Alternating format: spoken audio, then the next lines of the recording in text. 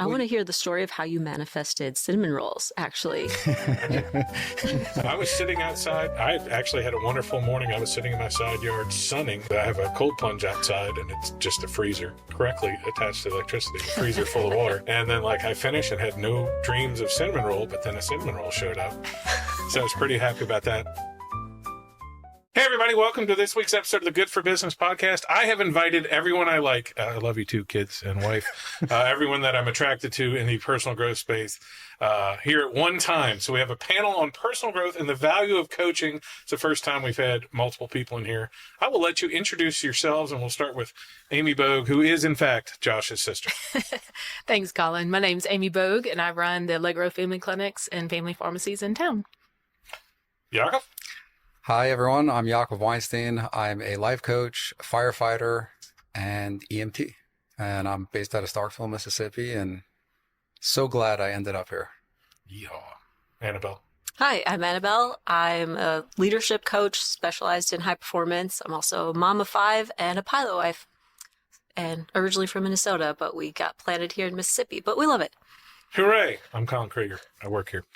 So I wanted to get this podcast together because I've had such a great time. I've had 20 years of personal growth education, that sort of stuff, and I've been addicted to that. And first time I talked to each of y'all, I was like, yeah, nerding out. And the guys from the studio talked about that when Annabelle came. We had an extra 20 minutes, and we just fully just locked in and nerded out about stuff. And so I wanted to talk about that, and then also coaching from y'all's perspective, and then the value of coaching. And I'll let Amy kind of start on that. You get coached, but you also, it's an integral part of your team, over 100 people. Is that correct? Yes. Yeah. Okay. We have about 171 people. So our executive team gets coached, and it has transformed everything. It's nice having a third party opinion and someone to hold your team accountable. And it's been really good. It's even more than training. It's coaching. Yes, absolutely. Professional coaching. Uh-huh. And Yaakov, why don't we talk about how long you've been in the coaching game? 2017. How'd you get in there? For me, I got into it just because I looked around at my own upbringing, the people I was constantly surrounded by, and I just did not want the life they had. And I just had a sense that there was a way to live a more enjoyable and a better life, and the ways they were telling me or the life I was required to live, just that's just not going to cut it. And that just led down, first just a lot of wrestling with life, really just trying to figure out how to have a better life, and then slowly being introduced to personal development against my will, and then very quickly seeing, how I had my head shoved up my butt, not realizing it. And that just catapulted my life. And I think what I learned is so many of us walk around thinking we know how to live just because we're not dead. But the human being is so complex, physically, spiritually, there's so much to us, and we're not really told how to operate our human skin bag. It's just hooray, I didn't die today. What a tremendous accomplishment. And then we look at people who are successful, and it's oh, they were handed on a silver spoon, or luck, or this, that, and the other thing, or God loves them more, or whatever the reasoning is. But I think a lot of it really or what I've learned is that it really comes down to learning who and what we are. And from that, literally anything you want is possible. You can't become a fire truck, but you can become a fireman. And I'll ask you the same question, Annabelle, but I do want to break this in because I forgot to say it. We have 4 people in the room who are usually the person in charge of the room, running the room. So if y'all have questions for each other or points, just jump in or something. There's things. So how did you get into personal growth and or coaching? Man, I got into personal growth specifically probably about 8 years ago. I was just kind of hit a new rock bottom in my health and fitness. So I started the coaching area in health and fitness, found I loved it, got into personal development, and was just a whole new world was opened up. And I realized that I knew I needed to take ownership of some things in my life, but I wasn't sure how. And so getting into personal development and reading the books and everything, it sort of gave me an avenue to do that and a process for it. And so the past year, I switched over to high performance because it's more tangible, I feel like. And it's just been, yeah, like Amy said, it's transformed everything for me and my life. Any of y'all remember the first book and or tape other than Tony Robbins and late night TV? That depends on your age group. So I just turned 50 in my skin bag. But I remember Tony Robbins forever. And of course, that was probably one of the biggest breakthroughs for me was in 2013 or 14 was Tony Robbins and Brian Buffini. And a lot of old school guys went when the internet really got rolling. I'm aware it got rolling in the 90s, but when it really got rolling, when we were more than email for most people in 2012 and 13, Tony Robbins did an amazing move that changed the personal growth industry. He changed 90% of his content from being paid to free. So he went from 90% paid content, 10% free to the opposite. 90% of my stuff's free, and the 10% that cost money cost more, but it was out there for free. And then a whole bunch of sales trainers and personal growth followed suit over the next couple of years, and podcasts. That was the second wave of podcasts. I don't know if y'all remember that podcasts were pretty big and when y'all were wee lads in 2005. But there wasn't, you had to listen to them on your desktop, so it wasn't quite as amazing. I think my first book was The 1 Minute Manager. And I started off on that and then had books on tape. And most of it then was sales training stuff for me. I was at Papa John's, doing corporate marketing type stuff. So it was a little easier than what do I need to do today? It's like, what can I get you to do today? And then, I was trying to think. Jesper Stubendorf, Stubby from the base, who's the, what's the commander of the base? What's his official title? Deputy commander of the base. So he made a fatal mistake last night. We sat here and we talked in my backyard about stuff, and I told him we were having the podcast. He's been on it, blah, blah, blah, blah. And he goes, have you ever read The Tipping Point by Malcolm Gladwell? I'm like, you are in trouble. He's like, why? I'm like, we're going to go have lunch and we're going to talk all day long. And now I'm listening to the Tipping Point audiobook and I'm all excited. And I was like, that's all it takes, man, that's all it took from the three of y'all is to say one thing like that. And my ears perked up. We don't always have to go in a circle, but do you remember nobody on the podcast knows we're in a circle. We're in a circle. Yeah. Full disclosure. So Amy, you're on my left. Do you have any recollection of your first thing? Other than I would imagine a lot of your personal growth comes from your dad and your grandfather, right? Because right. Family run business until you tripled it and expanded it. So yes, still get to learn from them, thankfully. But I guess about 2019, I call it an email from God. I don't know how. I think I was looking for a planner and somehow I found Michael Hyatt's planner. I don't know if you guys know him, but he's a leadership guy and written a ton of books. And I got an email that I really resonated with. And it talked about just how positive employees will radiate 25 feet in your business, but the negative ones radiate 50 feet. And I was having some issues with people and I'm like, oh, let me see who this guy is. So then he's written a lot of books on just leadership and development. And that's how I got into this type of growth for me. And I actually did coaching for a while as well through him. He had a program. And that's where I met my coach taught me how to coach. And now she's been my coach for a couple years. So it's been a really fun full circle moment. But yeah, I love Michael Hyatt. Coaches need coaches too, right? Yes. That's something that's Yaakov and I've worked through a lot of the stuff he's told me. I had a great meeting with a friend this morning who's going through some tough times. And he was like, well, I want to do this. And I'm like, get into connect with the emotion of what this feels like in the future. Like what feels like, if you do this, how do you feel? Not everything's he wasn't talking about a positive thing. He was talking about, I have to mention something bad to somebody. I'm like, I don't know if I should do it. I'm like, well, how do you feel in the future looking at that emotion? And we've talked a lot about how it's affected my kids, where my kids have come back to me and I hear, we talked about the movie, The Butterfly Effect, where there's this one point where the guy in one of these flashback memories is going, how are you doing this? And the kid is essentially altering the past memory.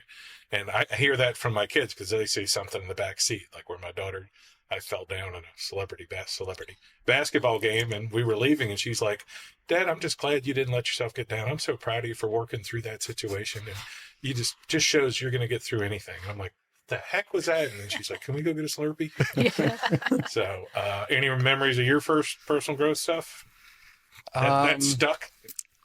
So they all stuck, but I've had a very interesting life. So I think the way things have developed, like the first book that really opened up my mind to this is not just a fantasy, there is something more out there, was A Thinking Jewish Teenager's Guide to Life by Rabbi Akiva Tatz.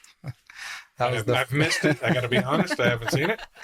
That there was this one example that he gave in there that was like talked about how inspiration is like lightning. You're in a pitch black, it's pouring rain, you have no clue how to go, and then there's a flash of lightning for a moment, and you can see clearly for miles where there's to go, what there is to do, and that's essentially what inspiration is. And just that example like really stuck with me. I mean, it didn't manifest into anything until much later when I went to another call of the chauffeur. That was the first personal development program I was involved in. But that's when things really started to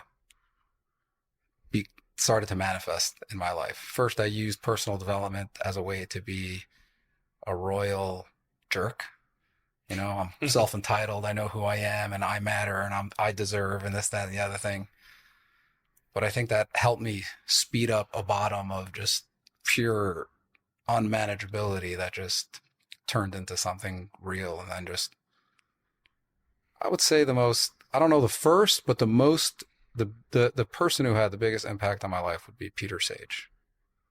Peter Sage has just completely opened up my mind. It allowed me to deal with a brother's suicide, just things that would have been completely like upending. Just like I was able to use them as a way to share and inspire others. How about yourself, Annabelle? Well, mine's a little bit funny, like when I think of it, because the first personal development book I remember reading was The Miracle Morning by Hal Elrod.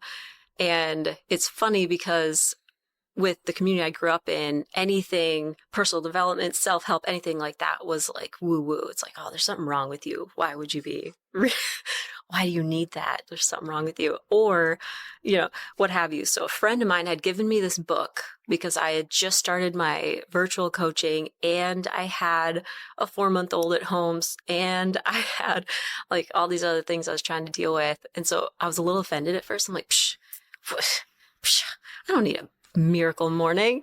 But I started reading it and applying the steps. And what I found was that, wow, it's the simplest little habits and the simplest little mindset tweaks and thoughts that build that self-trust with yourself. And you start accomplishing things you thought were impossible. And it's like addictive. And so then from there, I moved on. The same friend referred me to Brendon Burchard, his podcast. And then I read his High Performance Habits. And those totally changed my entire perspective on my life. So those are my favorites. Brendon Burchard's the only one that got the head shake from everybody. So Yeah. we can go into there. Yeah, I mean, I call coaching the application of personal growth. So there's so many things where best thing Yaakov has taught me is like, would you tell that to somebody else? I remember talking to you about like negative self-talk in the middle of the night, and I said, I wouldn't randomly call Annabelle at 11 o'clock at night and call her a piece of shit for eating a brandy or a cinnamon roll. She brought me cinnamon rolls the other day, and which was very thoughtful. Thank you. But You're same welcome. thing. If I warmed one up last night at 11 o'clock and ate it with a glass of milk, I wouldn't be like immediately think, is anybody else doing this? I'm going to really dig into him and call him a horrible name, Yeah. So that's part of one of the big steps. What is the application of coaching in your business, like the physical part of it? Are you taking people apart, or is it intentional? Like every Tuesday you talk to someone for others, not for you others. or for others? Yeah, I meet with my coach twice a month, and then depends on which employee. They'll either meet twice a month or once a month and just have that coaching call. And then sometimes we put them in groups. Like sometimes there's problems that we all need to solve together. So 2 or 3 of us might gather with our coach who's gotten to hear perspective from everyone. And it's just really helpful to have that outside opinion and wisdom that's non-biased, because they're stepping back. They're not in the business every day, but they can see things like my blind spots or some of their blind spots. They get to call those out and hold us accountable. It's very good. Yeah, having that outside perspective in all areas of our life is whether it's a coach or a friend, like we're not meant to go at this alone. And I think a lot now it's, a lot less, but I think a lot of us, it's like, got to bootstrap it. What does it say about me if I can't figure this out by myself? What's wrong with me if I need this? Those are all lies. I'm going to share one story that we were just talking about. So Braden Sansing, who does all the video production here, is leaving. He's moving to California. He's like 22 years old. Of course, what an awesome time to just pack up and leave. But back to like, this will serve me somehow. Like every lesson in life that you don't learn until months later or whatever. This Michael Francesi was this mafia dude who came and spoke in town at a Christian men's conference in early August, like a month after we started the podcast. And I'm like, cool, what a great break. They called me and asked me to help with the conference. I can meet him. This will serve me so well. It'll make the podcast bigger. It's going to be a great thing. They told us no for like 3 or 4 weeks. And on the ride to the show, I rode on the ride with him and charmed him. And he's like, yeah, we'll go ahead and do one, 20 minutes or whatever. I get it. It was beautiful. And it really didn't help the readership or the viewership or at all. Did nothing at all. Fast forward like a month ago, Braden calls me and he's like, well, I've been following him and his daughter started a podcast and she posted on Instagram, like, I need somebody to edit my podcast. And he jumped on there, got the job editing, sending the video of our thing as to get the job. And now he's moving in California to go not only help them, but do other things. And I just, the moment he called me, I was just over the moon. You know what I mean? And I don't know if 20 years ago, if I'd have been like, well, I didn't do anything out of this or whatever, but I was just so thrilled the way I'd be for like a parent. I told somebody this the other day where I was telling a story about trying to be gracious and appreciative of things going in your life and your life happening for you or through you either way. And I said, I look back now at the teachings from my mom and my stepfather, who were, unbeknownst to me, were personal growth gurus. My mom with a 35-year AA chip in her pocket, my stepfather with 35 years worth of AA chips in his pocket. He went down swinging. But like 15 years ago, I worked at the Packet newspaper here, and there was a phenomenon, mainly in the African-American community, of them fixing up cars, and they put Oreo logo on the side, or Ritz crackers, or Dr. Pepper on the car. And like, some of these guys were gang affiliated or pretty tough guys, and the other ones were just car kids. And I remember like at 2 a.m, like seeing their cars at a gas station and just being like, yeah, that's so good. Their little car club, like sincerely, like the way a grandma would, like good for them with their car club. If I can get in that position of life where you think about that all the time of some good will come of this, I'm still super excited for Braden on that. But y'all have any examples of how to set yourself up for that? You know, not just in the long term, but like these are reinforcing my beliefs. Coach people. You mean set yourself up for gratitude and seeing hardships as actually a stepping stone rather than a stumbling block? Yeah. Ooh, that's a good one. If not, y'all can talk about through me, with me, for me, all that. You want to break that down for them? Well, I mean, even just getting to like what you were saying before, I think, you know, we had this experience in our work together. I think there's a lot of things that just show up in our lives, or at least they feel like the way we feel, the way we view the world. Like, yes, a lot of it is predisposition from the way we're raised by our parents and beliefs that get put on us before we can choose them for ourselves.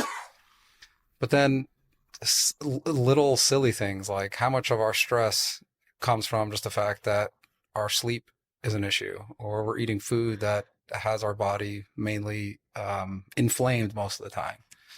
So like, I think there's an element of taking a certain amount of responsibility of like, okay, like if I put water in my car, I know it's not going to run. So what's the equivalent of that for the human body? So there's a certain amount of that matters. And so when you just take responsibility for sleeping well, you know, the food that you're putting in your body, you know, nervous system regulation, how much of your stress like immediately just goes away. So now once I do that, now I have an ability to actually start, okay, what's the psychology aspect of it? How do my thoughts play a role in it? Like, where can I start getting in and doing something different?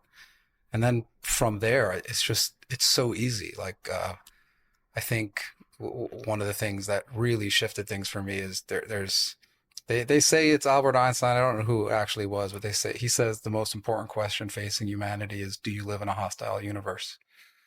And I think that is a question we all answer every day, throughout the day, repeatedly, consciously or not. And so many things happen from there. And the truth is, if I live in a hostile universe, I can't be grateful. It's just not possible. I'm watching my back. I'm waiting for the shoe to drop. I'm waiting for the next horror show to present itself. But once I can start taking care of a lot of just like my baseline biology, I can start looking at the psychology, and I can start getting into, okay, so now what do I actually want to do? So once I recognize that, hey, good and bad in every moment always exists, which am I going to focus on? Does that even matter? Well, when I look back at my life, I see, well, I was constantly seeing how people are out to get me and everything is going wrong. And there was just more of that. You know, the biggest time that I realized that was I was in New York. I was standing on a street corner and I was so mad. I was just seething with anger. And I noticed it and I just like, why? I just closed a really big deal. Like things were going my way. Why am I so mad? And I just happened to notice, like I just started getting more into this personal development stuff, and I noticed my body posture. It was my standard default standoffish, angry, miserable posture. My face was scowling. I was, closed off, everything. So I stopped. I was like, okay. And I just shook that out, took a step over, relaxed my face, and immediately everything changed. So I think those are very important steps that are absolutely necessary to take in order to be able to come from a place of gratitude, because otherwise you're fighting against yourself and you're always going to lose when you do that. Yeah, and you can create your environment. I think Joe Dispenza says that, where it's like, every single person in the world knows you can be miserable and sit inside and make yourself sick, but they don't believe that you can make yourself well. Yeah. And that goes back to my favorite phrase, a reticular activator. For the people at home that don't know, that means if you're shopping for a Honda Accord, you will see Honda Accords everywhere. And sometimes I have to wake myself up in the morning and look at my cup that says "Make Positivity Louder" that I've thrown all over town, to remember that you've got to look for that thing and you have to actively do it. Yaakov and I have talked about meditating in the middle of the day or taking a heart breath and doing something where there's a sequence of events, which I just lost a big deal. Just had a toilet break at a rental, just had a higher than normal quote for countertops or whatever. And you can just keep going. And everybody's been in that where this day's just unraveling and it's horrible or whatever. And it's kind of hard in that space to go. Everybody can speak to that, of stopping and taking yourself out of it when you've trained yourself to say, this isn't the best day ever, and letting it fall. Because my old defaults used to be like, well, the financial pressure, I'm just going to define it. I'm going to look at how much money I need to get through this month, and otherwise I'm going to get crushed, other than, everything's already worked out to this point. It's kind of crude to say everything's worked out to the point that you jump off the bridge. But, everything has worked out in my life to this point. I've survived. I've been there. Mm-hmm. Or comparing yourself to somebody else. It's a great quote on Instagram or whatever, where it's like, imagine you would have jumped up and down to be in the life you're in today. That's not necessarily the first step to working through that stress. So I was thinking one of your posturing comments made me think, just a tidbit for everybody. Bob Goff always says, if you need to make a point or argue, to have your hands palms up and put them on your knees. And it's really hard, like a lot of times, to your point of like clenching a fist if you're in an argument or just that posture. But if you argue with your palms up, is so helpful. Or if you have to have a difficult conversation, just have your palms up. But I do think also people underestimate breath work.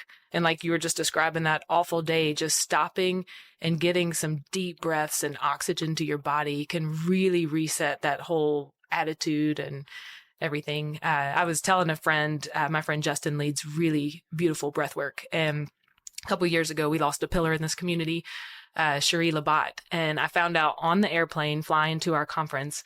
And so I was pretty emotional there, but he led a breath work 7 a.m. on the mountains.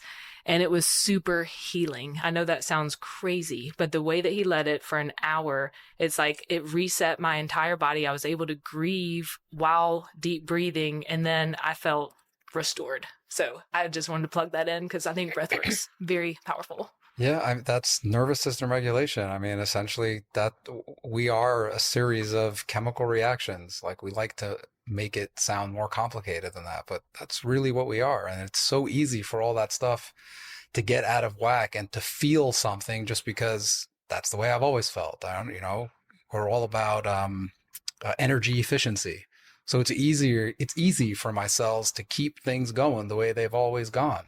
But things like breath work, I mean, we need oxygen, like really badly. And think about how you are when you're stressed.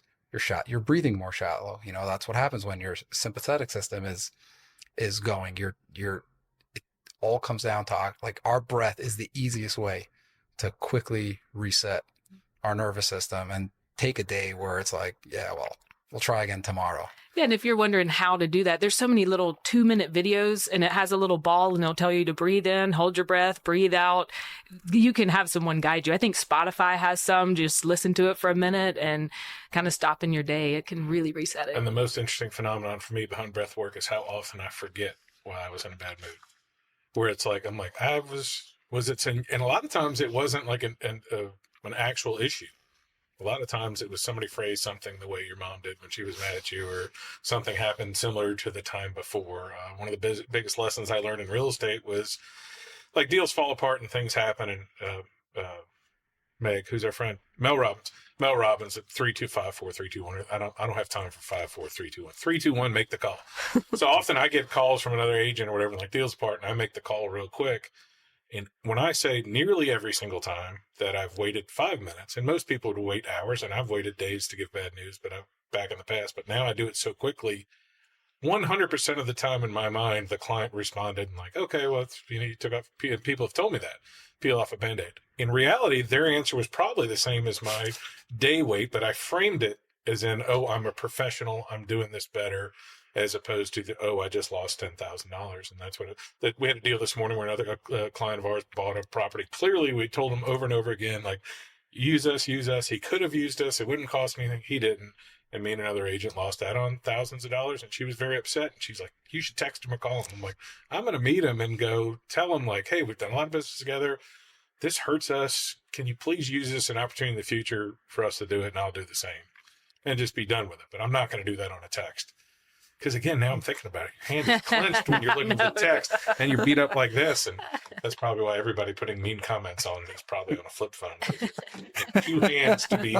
Two gripped hands to be angry at the phone.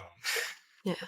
I'd like to add a note, like what each of you have been sharing about is what I'm seeing the pattern, just kind of circling back to your question, like how do you live out gratitude in your life? And each one of you have kind of given an example of essentially taking radical responsibility for yourself in whatever situation or circumstance you're in. I think that's huge especially for the listeners who feel like they're in the middle of something huge right now that feels impossible. Just to kind of paint a picture for you, I had escaped domestic abuse when I was in my 20s, and I had my 2 little toddlers with me. And one of the hardest, most humbling lessons I had to learn was to take radical responsibility for what I had been through and for how I was treated. Not taking the blame for it, like I didn't deserve that, but taking responsibility as in my ability to respond to the situation, choose how I want to feel about it and how it's actually going to build me, the resilience, the patience I want to move forward. So for you listeners out there, whatever you're in right now, whether it's hard or you feel like it's impossible, look at the challenge you're in right now and think of, okay, whatever this has brought me, what resilience has it given me? What muscle is it building in me? And how am I going to take this and make this test part of my testimony? Mm-hmm. And to your point, and you're bringing up a thought too, another thing that Michael Hyatt taught me that has served me well is assume positive intent. And so when you can do that, even in your situation, it's like, if you can go in with the posture, you're going to assume positive intent that client didn't mean to do that to hurt you, then it changes the whole way you approach the conversation. And it's helped us work through whether that's business or personal. And you have to remember, like, I mean, I'm meeting all you guys as adults. So I'm meeting you either about the middle of your book or towards the end of your book, maybe. And so I didn't know you'd gone through that abuse. And so sometimes when people react or do things, it could be from something in the past. And I think we often forget that too. So if I can come in with that posture, like, let me assume positive intent. I didn't know that past trauma. That may be why you did this or acting this way. It really reframes and helps with that mindset of gratitude, I guess. Yeah. Going back to that. I think so many of us were raised by parents who were just trying to survive. Like, yeah, some may be doing better than others, but I think the strongest instinct we all have is to survive. And because of that, like that is the human biology. It's all about not dying. And when that's the baseline of your physiology, your worldview is going to be a very certain way. And it's not easy to get out of it. You have, I heard someone say once, he said, we have trillions of cells in our body, and it's more energy efficient for our body to change our mind than our mind to change our body. So there's going to be a tremendous amount of resistance. And it's that for me, that's how I grew up in an abusive home, experienced a lot of homelessness, just stuff that we're not meant to really experience. But from the way that I was viewing the world, it was I had so much proof this is a shitty place. God is an asshole. I had proof, found just mountains of proof. And to get to a point of being able to interrupt that, it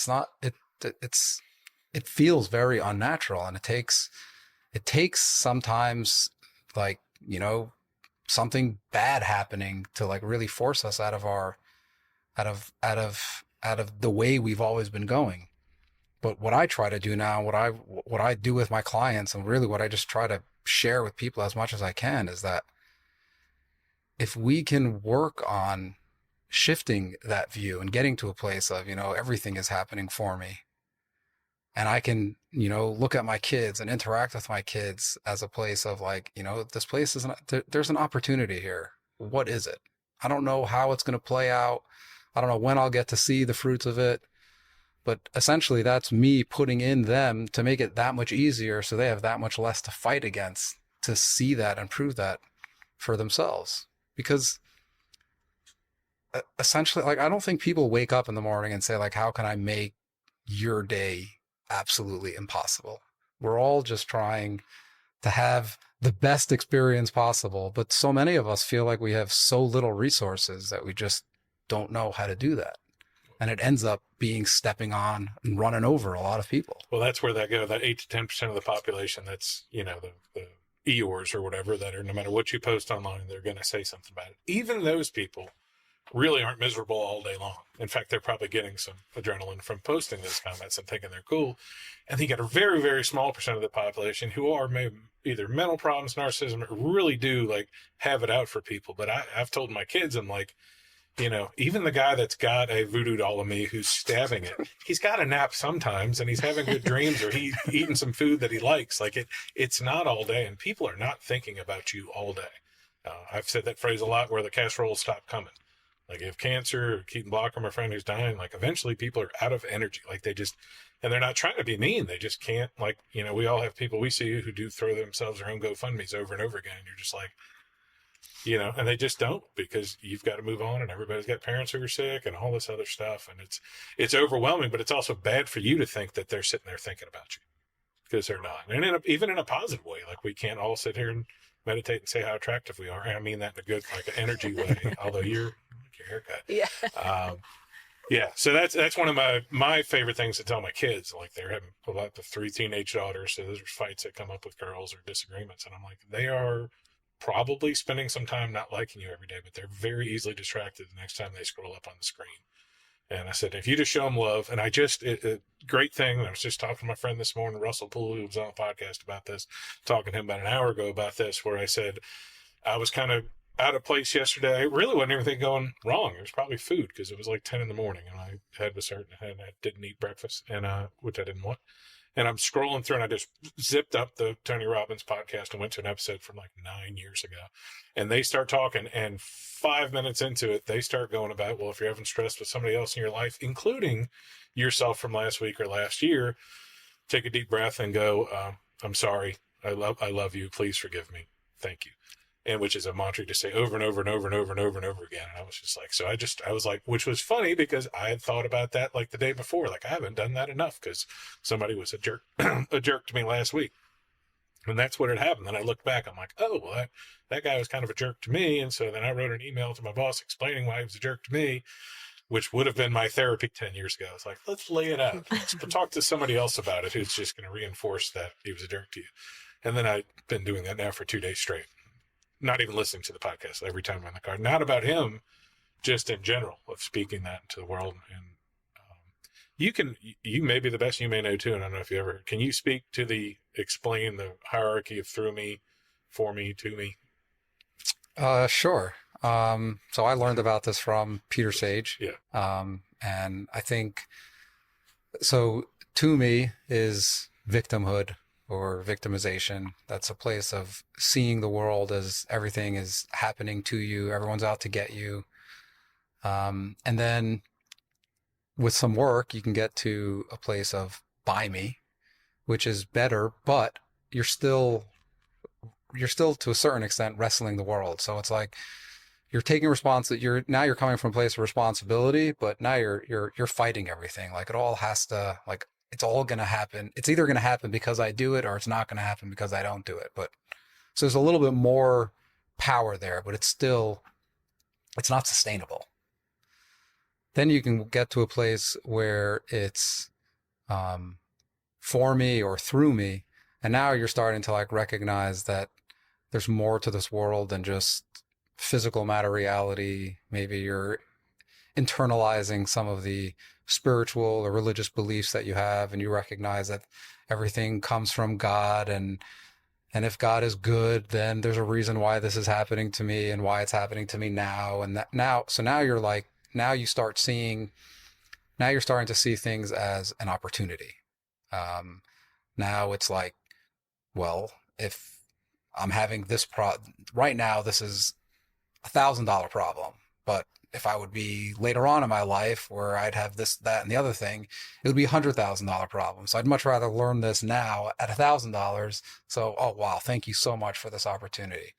And just what's interesting is that just like what happens inside the body, like when we're under stress, there's less blood that flows to your prefrontal cortex. You literally have less ability to use your brain. So if not being able to come from a place of for me or through me, you're literally at a disadvantage. You're literally operating with your hands tied behind your back. Your brain is working, I think it's 20% less, maybe even 40% less. There's an actual number of how much less blood is flowing to your brain. That's too many tigers, which they talk about with like every single stress we have on level is some sort of animal trying to kill us in a cave. Mm-hmm. And we don't know how to differentiate it. It was a big breakthrough for my oldest daughter to go like, I'm like, you understand, like your brain worried about this test is the exact same brain function that shuts you down when the tiger was coming to kill your ancestors. Not that far away from a monkey looking dude like me, ancestor wise. Could you kind of repeat what we talked about at the end of our last podcast where you were, and I talked to you once more on the phone about looking for things that reinforce the gratitude stuff, like where I'm saying, oh, this happened just now and it happened. Look, that's proof that this happened to me in a good way earlier. Yeah. You were talking about the future proofing. Yes. In a way.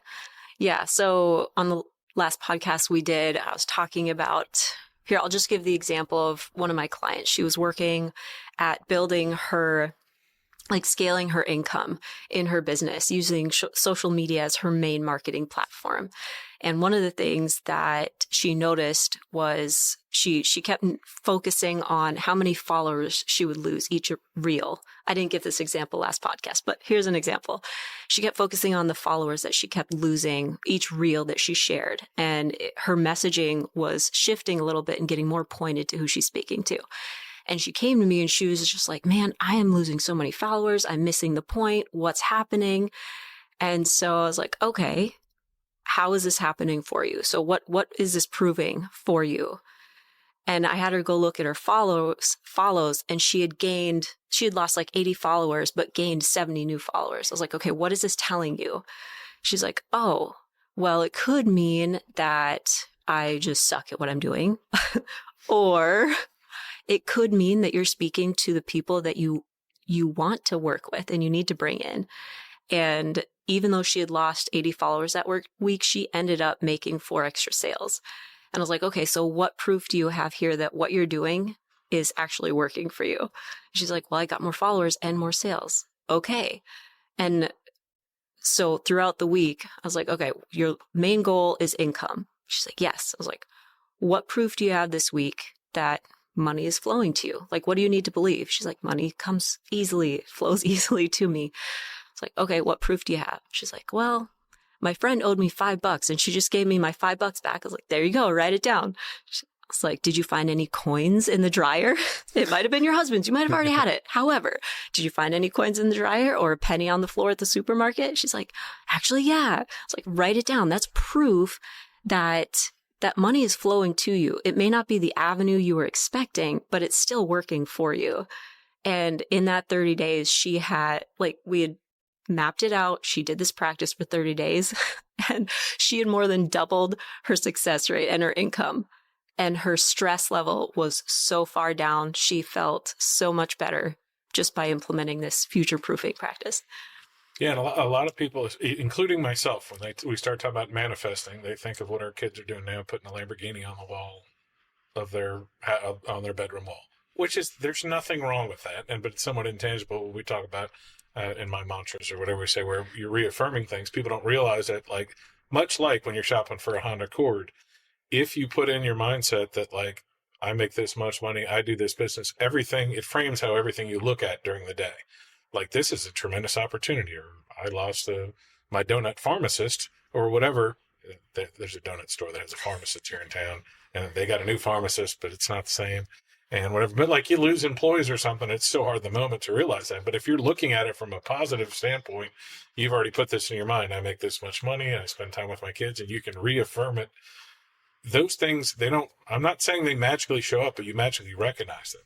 So for the people who are afraid of manifesting, it's not real, you're looking for these opportunities so much more often. I can't tell you, when I'm really in the zone and doing it right, how I tend to hear the person in the restaurant talking about their uncle's house or a fundraiser need or something like that, where I tend to, instead of just going, not even hearing it, literally not hearing it, or just putting my name tag on before I go into Kroger or Sunflower, your locally owned and operated grocery store, and putting it in there. And then, like, I wore my shirt today and somebody at the gas station's like, Remax, isn't that real estate? And they just started on a thing. I'm like, of course I picked this shirt today. Of course I did, I want to hear the story of how you manifested cinnamon rolls, actually. I don't know. I was sitting outside. She brought cinnamon rolls Sunday morning. It was kind of late, like 10:30 or so. And I actually had a wonderful morning. I was sitting in my side yard sunning, listening to, I have a cold plunge outside, and it's just a freezer correctly attached to electricity, a freezer full of water, and it's got a little filter on there in the water. I can turn it up so the water blows, and I'm like, I'm sitting here reading my book and listening to my Peter Sage 30-minute DCA meditation. And then, like, I finished and had no dreams of cinnamon roll, but then a cinnamon roll showed up.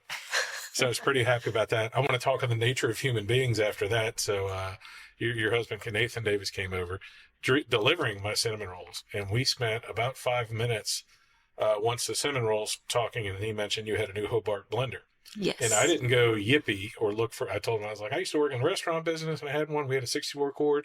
Be careful around those things. He's like, oh, I know to be careful. And then, of course, just like men, all we talked about was people getting their arms cracked open and mangled in the thing. And I'm like, I haven't thought about that in like 20 years, about how this 18-year-old kid reached in and arm cracked in half. And then I'm like, we're taking him to the hospital. I'm like, do we open back up or what do we do?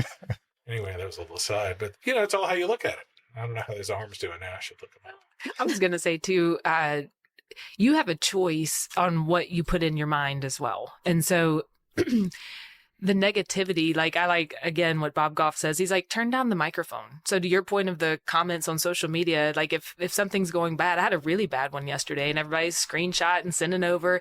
Guess what? I didn't even click on it and read it. Because I have a choice, there was some comments that we had to handle, but it's my choice to not. I had to make a very unpopular decision earlier this year. I got the nastiest emails and phone calls, but when the phone calls would come through and I knew they were going to complain, I deleted it. When certain people were texting some ugly things, I blocked their number. Like, I don't have to put that negativity in my mind. I know the post you're talking about because I screenshot it and I didn't send it to you because I didn't think it. Not that I thought you knew. That I already got it. I 10 wasn't times. sending to get you riled up. I'm like, well, I know you care about customer service and you don't want to hear this sort of stuff. And I just sent it. I'm like, it's bad news. It'll find her. Yeah. Which is easy to do now. Like my wife watches the news, and every time I stop in there, and then she immediately watches Law and Order SUV, and or SVU, whatever it is. But she cannot understand that. Like, I go in there and make fun of it, but I'm like, this is not good for your brain to see like people getting assaulted and killed every day. Well, that goes back to the reticular activation system you were talking about. It's like there's a part in our brain that literally decides, well, this is important, I need to pay attention to that. This is not important, you don't need to take that. I mean, just think about how much information your eyes take in. Like, you're not processing all of it. So if you think for a minute, like, hey, why am I choosing to focus on this and not that? Well, what does our brain or what does our self see as identity? Like, why can I hear my name across a crowded room in middle of conversation with someone? All of a sudden I hear my name because my name's important to me. So it's writing down those things, telling my brain, this is what's important. I'm going to provide the data that you need to focus on so that you can notice when it shows up, eliminating the negativity. It's like, yeah, because this stuff doesn't matter to me. And this is like important things that if only we recognize that this isn't woo-woo. This is our brain. This is how our brain operates. And we can use it in our favor because it's going to work anyways. And if I'm constantly watching, scary movies and thrillers and the news and all types of stuff, my brain thinks those are the things that are important and it's going to show me more of that, which is fine if that's how you want your life to look. To your point of writing down and gratitude, there's so many studies about just how gratitude is healthy. And so I have a prayer journal, and at the end of it, each month, the whole month, I record all of things that went well. And then at the end of the year, I type it all in a Google Doc, everything. And you forget. The mind is so forgetful unless you write it down. Like your example with your client is so important. So, yes. Very helpful. Yeah, that's a really powerful exercise. Gratitude in general, like prove it, because our brain, we forget, like you said, and like I was having a conversation with a client at the end of 25, beginning of 26, and he couldn't really remember all the amazing things that happened, but for me, I've most of it written down, so it's easy for me to recall it. And I just started mentioning this, and like immediately he started recalling, oh yeah, this happened and that happened, and it's all there. It's just we're wired to survive. So, missing something, not paying attention to the good isn't necessarily about our survival, but oh, there's a car coming down the street. Oh, that's my survival. So that's that default mode that's always trying to creep in there. And when we learn that we can actually be responsible for the data coming in, like, oh my God, the output just completely changes. Yeah. On the magical tip too, where you have that feeling like you should say something to somebody, or you say somebody's name and they show up. Now I get hundreds of Facebook comments and messages a day, but I was talking to Josh Gillis, who runs the studio earlier, and I was talking about her on Facebook. Her name is Meadow Rain. She runs Jameson Pastures. And I'm like, she's this cool kid from whatever, and she's kind of dating like a clean cut guy. And we're talking about personality types, about how something, and then she just messaged me about something, and I'm thinking like, and then I go back and I think, so yesterday I was picking up my kid at school, and the police chief, who's from Columbus, might be going to Jackson.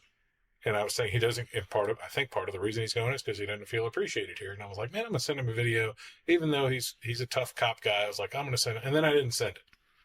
At 3:15 yesterday, that was at 3 o'clock. At 3:15 yesterday, he was saving some kid's life on 15th Street North, a kid who shot himself in the leg. And I'm thinking, like, in hindsight, it would have been great if I'd done the video and sent it right before he did that.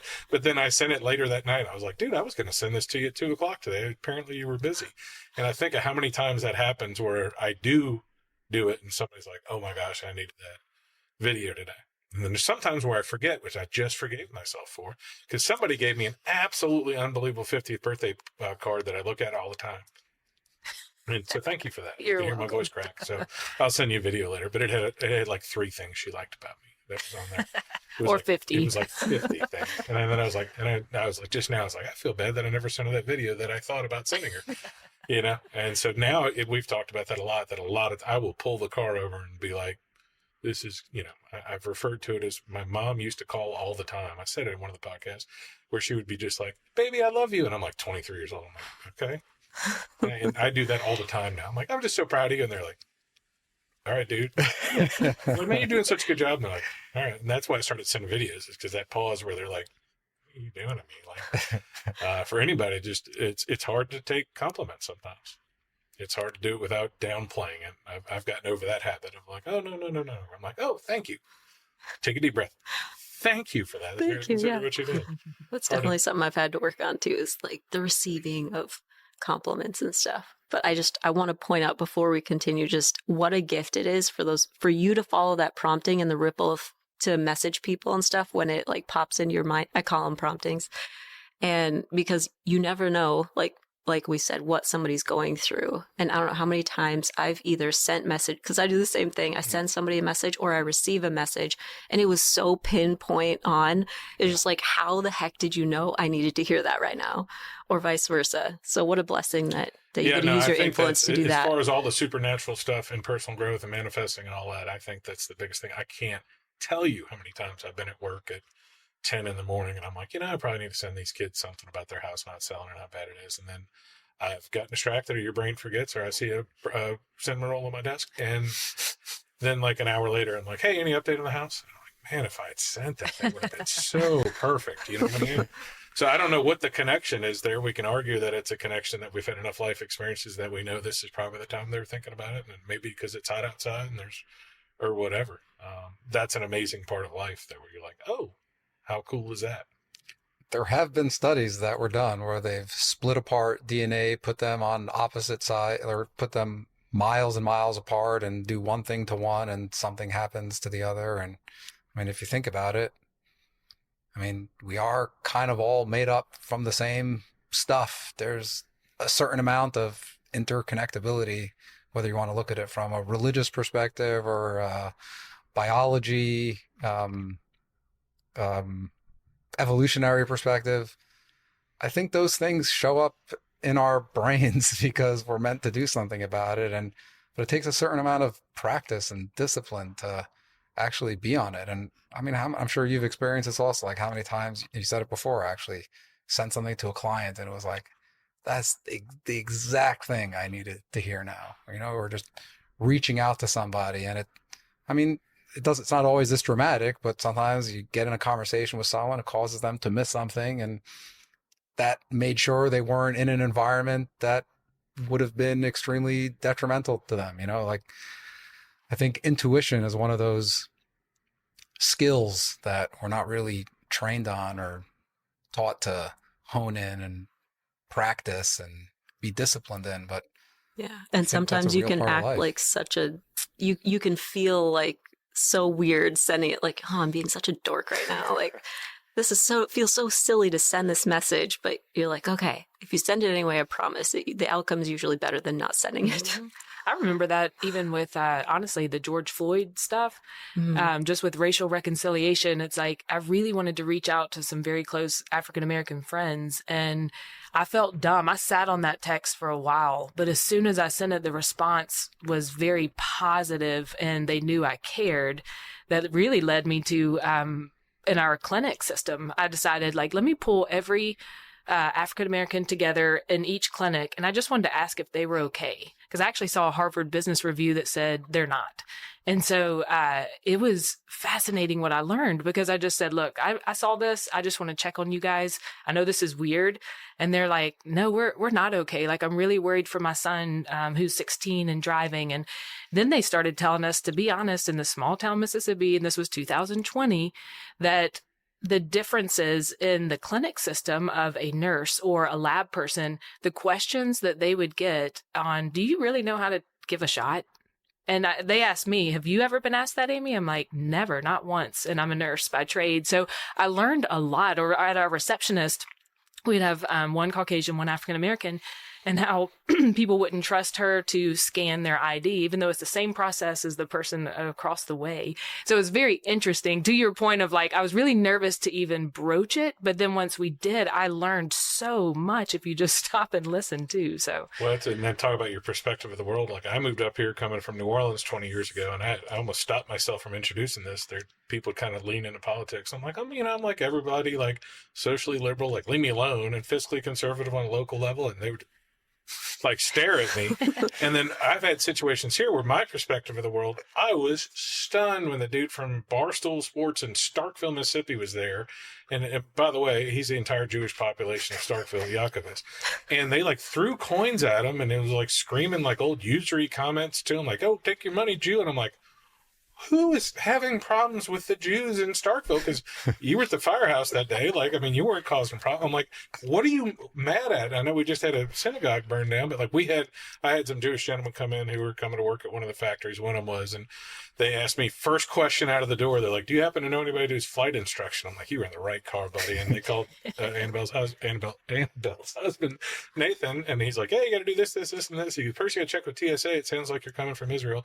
And he's like, do you know any Jewish people? I'm like, I know all of them. So I called Yaakov and put him on speakerphone. He's like, are you part of the Jewish community? He's like, you've got the entire Jewish community. Right here. And then talk about a perspective thing. I talked to him this morning, and they were like, you just told us all the thing about Columbus. And he goes, we're not telling the main guy.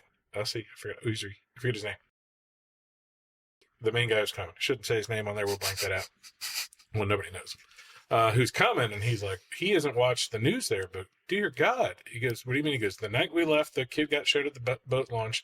Then 8 people got shot in West Point, and then the synagogue got burned in Jackson. And he's like, how far is Jackson? I'm like, 2.5 hours. He's like, you told me that there was some hate, but that it's not organized. And I was like, I don't know. There's a mentally ill guy there in West Point. There was a mentally ill guy that shot the kid on the boat launch. And I was like, I don't know about the guy down in Jackson, but he's just like, okay, it doesn't change our perspective. But he's like, it's interesting that you just said didn't know why he remembered the Barstool Sports guy. I'm like, I don't know why he was mad. Like, I think it's important to mention though, that I just saw a notice somewhere that the U.S. Mint is taking pennies out of circulation. And for Jews who have been collecting the pennies that people are throwing at them or just bending down to pick up pennies, those are going to become super valuable soon. So there was something to it. Yeah, exactly. Happening. Yeah, you never know. Yeah, I was told we have just a gigantic glass jar change. Don't break into my house because, as y'all know, I am a gun owner now. I've won 3 guns in the last year. I gave away the most expensive one. I haven't picked up another one, which the gun store owner is beyond belief. And now I have a gun in a box in my house with no bullets or anything like that. So to protect my giant glass jar, like a 36-inch glass jar change, and the kids were like, "How much do you think is in there?" I'm like, "It's probably $400 or $500, but it's gone down in value 10% as I've been collecting it." So I can't wait to bring that to Kroger and dump it into locally owned Bank of Vernon does take your change if you have a bank account. Hold the pennies though. Hold the pennies? Hold the pennies. Yeah. If you need protection for it, just put your weird squirrel next to it. It'll be fine. Well, I don't have a weird squirrel. I have Sorry, the perfectly normal squirrel that hangs out with me. I have a bobcat and I have a raccoon band. Yeah, I think the squirrel keep people away. It's kind of freaky. The guard squirrel. The guard squirrel and the gun in a box. Yeah. Somebody asked me, like, what about the rifle you didn't pick up? I'm like, it's a 21. And everyone in the entire restaurant, Doug and Hazel's, just looked over like, there's no 21 caliber guns. They're all 22s. So, yeah, it's kind of fun. But I'm a city boy. What are you going to do? I have to think of some other questions, so I'm just going to keep talking. Y'all have any insight? We talked about how you started in coaching, right? So how many of your employees you have executives? You have 170 employees. The boss people are all in coaching? Yeah, just the higher level management. So about 5 people total right now. And how is that different? Is that different from training? Like, do you ever issue everybody a personal growth book or a Bible or anything like that? Mm-hmm. We'll go through different things with the whole leadership team. Most recently, we did Patrick Lencioni. Do you guys know him? And the, what does he call them? 6. Everybody's got 3. I know. It's like all these numbers. 6 levels. His gears. What is it? I'm going to think about it. Yeah, thank you. Tell me what it is. 6 working. It's the working genius. Yeah, the working genius. But he says 6 something like. Types of working genius? That 6 types of working genius. Yes. Working geniuses. But it was fascinating. Those archetypes. Yeah, there's what? The each one of the, I think I've gone into it about how to make up a perfect team. And you want each one of those parts in a team. Because it's a gear. Yeah, and so the way he did it was you do want people from your team in all 6 different gears.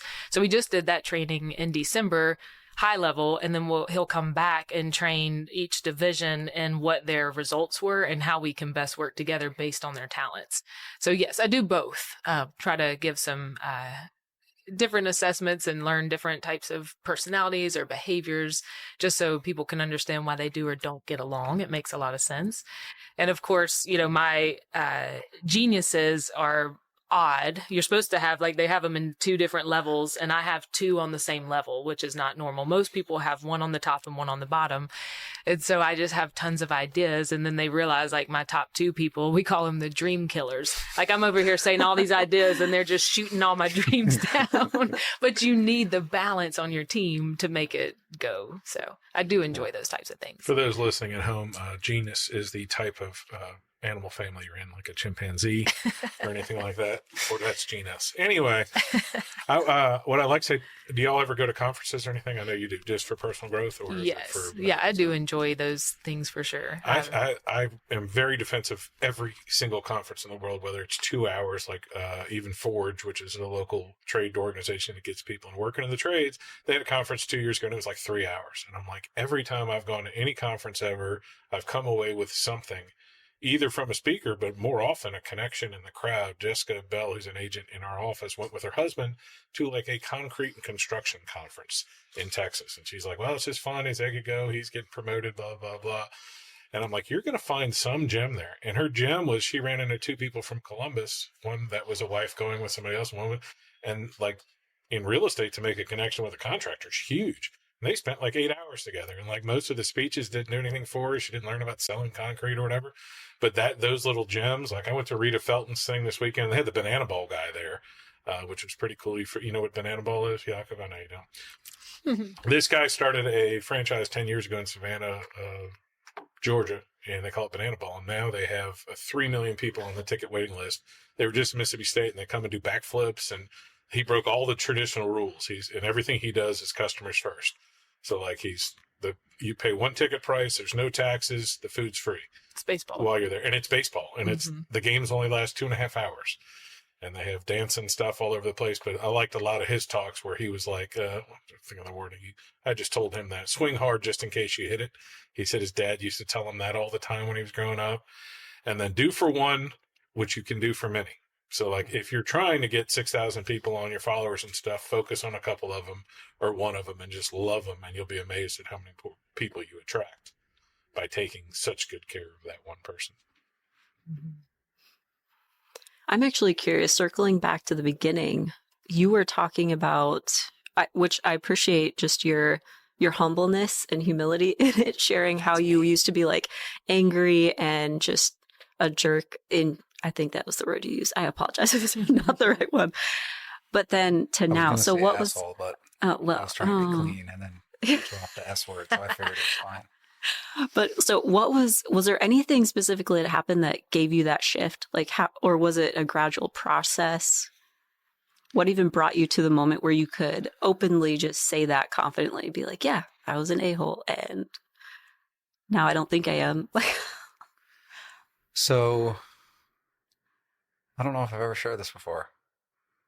So when I first went to this first personal development group or whatever it was, this retreat, I was married to my first wife, and her parents used to host it in their very large mansion house estate thing.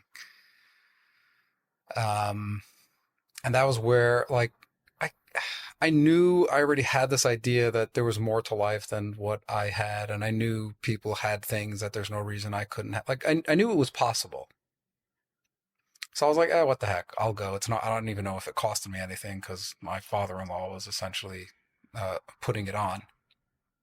And I learned so much. I learned that how much I mattered, and like I said before, that was like I used that as a way to just speed up my bottom. Like I became so self-entitled. Like if someone wasn't going to do something for me that I felt I deserved, I was going to get it because I mattered and I deserved it.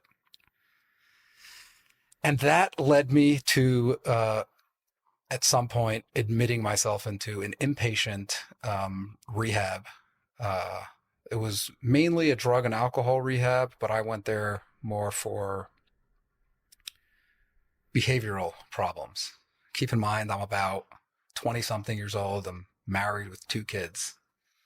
But I'd gotten to the point where it was like I knew I mattered and I knew I was deserving. But I also knew that this woman I was married to is just a monster and I need to get rid of her. But my parents were the source of all of my problems. So the least I can do is get some help on some of the deep-seated issues I knew I had so that I can possibly, do it from a clear-headed space, not from a place of anger. So maybe that'll spare my kids some trauma. Mm-hmm. And I don't remember how long I was in there for, where I was telling someone just what a bitch my ex-wife was. And as I'm reading this list to him, he's just looking at me like I'm crazy. And he's like, do you not see how much she loves you? Like, what are you talking about? Do you not hear anything I'm saying? He's like, yeah, that's my point. And it just, for some reason, it just shook me. And I was like, so I've seen everything so backwards that when I see someone loving me, I'm not even able to see that. I literally flip that upside down and see, well, there's obviously something wrong with you because I'm so screwed up. And if you love me, you must be even more twisted. And in that moment, I think that was the moment where things really shifted. And it was in that moment where it was like, holy cow, if this is who I've been and how I've lived, then I'm going to do everything in my power to, if she wants to reconcile, to figure this out. And we ended up getting divorced a bunch of years later, but that was when it was in that moment that everything shifted. Talk about taking radical responsibility for your life, though. And what a gift that person was willing to say what could come across as harsh to anybody else, be like, yo, you're being dumb. Look how much she loves you. But that was such a kindness. And I think a lot of people don't have someone in their life like that, which is probably why one of the big reasons why I love coaching so much is because you get to be kind by saying those hard things that people need to hear to make the change they need. You're not just there affirming them. You're willing to tell them the hard things. Oh, there's hundreds of things that Yaakov has told me that have been like, oh, and I'm not in the you're an a-hole sort of. He said asshole, I said a-hole sort of way. But we have a joke at my office that has calmed down in recent years, so I need to bring it back. And it's probably not the most kind thing. It may be a joke from 20 years ago, but there's a part of me, I think I've told you this, that is believes in the back of my head that none of this is real and I may be some special needs kid. Because I walk in and they're like, you're number one. And I'm like, yay. And they're like, here's another award, like, goody. And then I would go in my office and be like, well, the bills are late and this, blah, blah, blah, blah. And then they're like, you're doing awesome. And I'm thinking, like, how blessed to be surrounded with people that are cheering you on. I thought about that Sunday, we had our first reading for Hairspray the Musical. And if you ever want to feel good about yourself, go practice with a musical with the Golden Triangle Theater. All they do is tell you how awesome you were. And you can be the most off-key, off-tone person. Everybody's like cheering, they're laughing. Every single practice, every single time, all those kids are just like, I call them kids, a lot of them are college kids or some other adults. Everybody in the room is like that. And so that sometimes my identity was like, they're like, this can't be real. And then you start to, same thing, you downplay when you get the fancy award or best pharmacy or best coach or whatever. And, I'm not talking about needing a coach to bring you back down, but I've had times where he broke as a coach, like where I'm telling him something, I'm like, whatever. And he's like, there's no evidence for this whatsoever. Or we've had things. And then I had one time where I told him, I'm like, oh yeah, I got a podcast. Like we had talked before, like, I should do a podcast. I should get out more often, blah, blah, blah. And he's like, and it happened. I'm like, oh yeah, that's right. Or the thing we talked about with Braden working with the mafia guy. He's like, of course that happened. I'm like, yes, of course. That was how obvious that this should have happened with all the kismet and karma in the world, that things should happen for you. So y'all got to say something. There was I know something. you just said the most emotionally vulnerable thing and talked for 10 minutes, and I'm like, it's on you to say something. No, there was something you said before that made me think of something, but it fell out of my brain. So there you maybe go. The only thing I it'll come remember is back. inpatient therapy. You said inpatient therapy, and I thought that's a great word for it. Coaching is inpatient therapy. Fix me right away. I need it. I don't have time for this.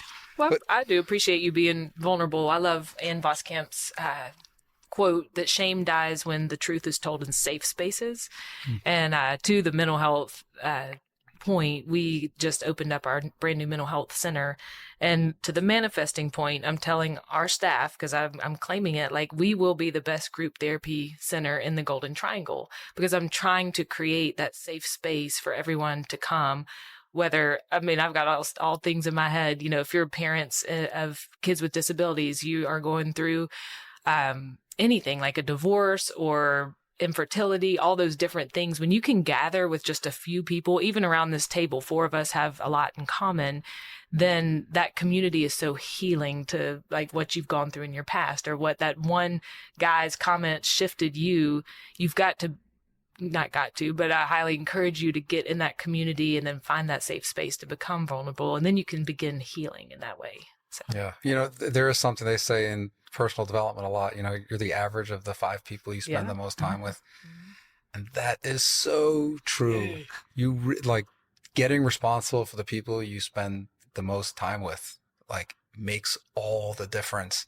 And sometimes it can be hard or confusing because sometimes it's your spouse that's bringing you down. And I'm not saying to leave them, but if you can somehow offset that and make sure you're bringing people in your life that are more as who you want to be when you grow up type of thing, you'll be surprised at how things just fall into place. That was part of my path with real estate, not really personal growth, but I came out of the gate and was selling 30, 40, 50, 60 houses a year. And I'm like, I got to find somebody who's selling 100 that makes it tangible, you know?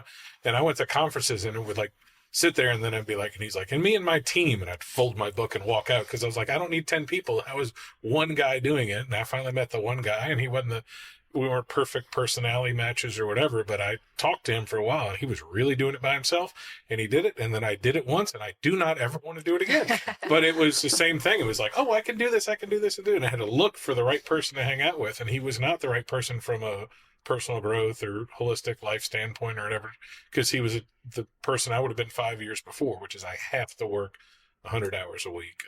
My favorite conversation I've ever had about work-life balance was with Ryan Munson about 10 years ago. Ryan owns the pizza place here, but he used to be a stockbroker. And people have different versions of both of us. Colin only does fun stuff. Colin only plays with his kids. Colin only works. And Ryan only goes to the desert and play, or he only makes pizza and works. And he never sees his kids. And neither one of them matters because they're not our work-life balance. So many people are just hooked on this thing of it's got to be that you have to go play with your kids. Like, my kids didn't eat breakfast with me for like 3 years, but I went to every single soccer practice in the afternoon and had time and was present with them. And people, that's part of coaching, is working through the people have these ideas in their head, especially if they have a grown-up job. Like, I don't have a grown-up job.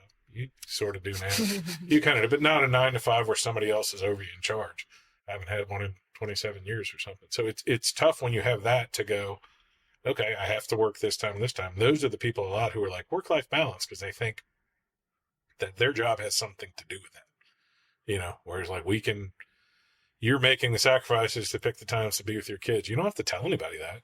And sometimes the lesson is that you have to work, and then daddy's got to work sometimes. It looks different for everybody. Yeah. Yeah. But there was a time period for definitely 15 years where everybody thought like it's part of the generation now where the kids like, hey, you know, I don't want to demean them or whatever, but they're like, well, I need to have my time on this. And I've told my kids, I'm like, y'all should be absolute monsters. But if you want to do what Braden's doing and move to California, like, move to California. Like, never a better time to go than when you're 23 years old or 19 or whatever. And can we talk about coaching as actual coaches or teachers too? Because I think, you know, it's not like you have to just be a life coach, or there's lots of certifications in there, but just the power of coaching in general. Anybody can coach anyone else, you know, and whether that is your kids or other kids, just the power of, to me, coaches and teachers. And I had done this, spoken to a whole room full of professors actually, and I had them close their eyes and I'm like, raise your hand if a coach or a teacher said something to you that changed your life. And everyone raised their hand, because you can think about just those moments. It was a teacher for me. And I've also had great coaches along the way, but I just wanted to give them a little shout out, because a lot of times these parent volunteers who do the YMCA coaching or Pee Wee football or different things don't get accolades, but they're giving up of their time. And you never know how you can change a little kid's life just by encouraging them. I wish all adults could be in the spirit of change your life course or your thing the way kids can. Because like I'm right now trying to micromanage a little my daughter, Katie, who's an MSMS, and like the Vanderbilt person comes to school and recruits her, and she's like, I want to live in Vanderbilt. I'm like, just be careful. Why? She's like, well, I want to leave the state because I went to this hard school. I'm like, that's a valid thing to do, but you need to go to the school and look at it. Like, I'll spend every penny I can so you can visit this so that you know, because there's kids at the school there that go just because the commercial was cool. Or one person, my daughter who's at Ole Miss, who's having the time of her life and getting a great education, interned for Lindsay Clemens, attorney at law. And Lindsay Clemens is a rebel. And 2 weeks later, she's like, I'm going to be a rebel. And I think how many times in my life, for everybody, that happens in both directions. We're like, you're working in this environment. You're like, what an incredible opportunity. And my biggest challenge growing up was limiting beliefs. I thought I had to do it all the time. Like I had to work. I worked 40 hours a week throughout high school. I worked hundreds of hours, work. That's the way to get success. And then, even looking back at the lessons, I'm like, it didn't really, it worked for life lessons, but it didn't really work out, And I'm like, oh, okay, now not just systems or being smarter, but like, this doesn't equal that. But you can convince your kids of that quite easily. Like especially the younger they are, that like, if they put their head down and work, you're going to win everything. And then, as we were talking before, like sometimes things magically work out. It's been the most productive thing you've taught me is to write those down. Things that have magically worked out. Most of my stress, actually, since he's kind of got me over the edge, has been for my kids or for my family. Hasn't really been, oh, this deal's not going to work out. It's been, oh, is my kid going to get into this specific college, And I could blink my eyes 3 months later. They're in or they're not. But so far, everything's worked out. It always does. It always does. It can't be any other way. No, that's one of the most valuable things I tell people all the time. Everything's worked out till today. You doing all right? But I think everything you just talked about is like you're creating that environment. And that's, I think, the difference for a lot of our own upbringings was, our parents were protecting us from the world.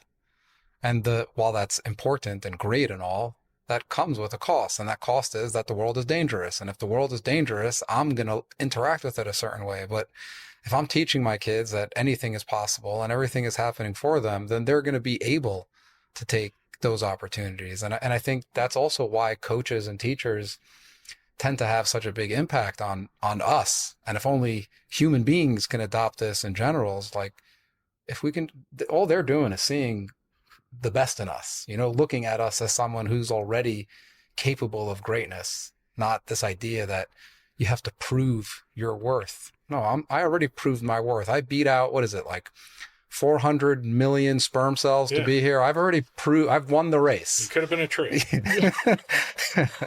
I've won the race, and I think if we can actually view everyone that we interact with as like, you're here because you matter. Like there's nothing in existence that's an accident or subpar. Like everything has a very specific role that matters. Like, like bees think the point of bees is to make honey. For the bee, that's its perspective, but bees are responsible for a large part of our ecosystem because of all the pollination that they do, but bees may not be aware of it. That's simply how they go about making honey.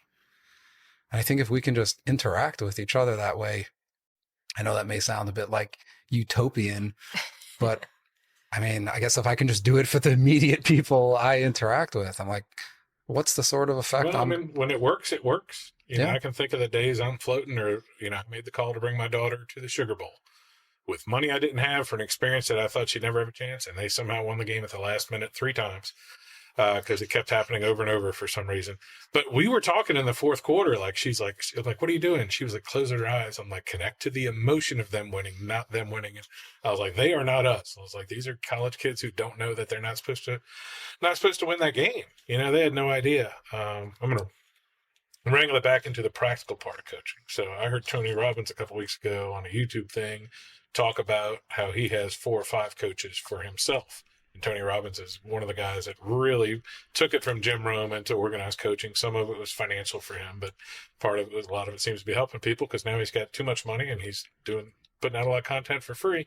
And he talked about how the biggest breakthrough for him, like 11 years ago, he mentioned, 2016, was that he was surrounding himself with friends and gurus and all this sort of stuff, but not everybody wants to tell Tony Robbins something. And that happens at a job like yours. Like somebody probably doesn't want to tell you that you misstepped or your boss or even going down there. And you'd be shocked when you ask them.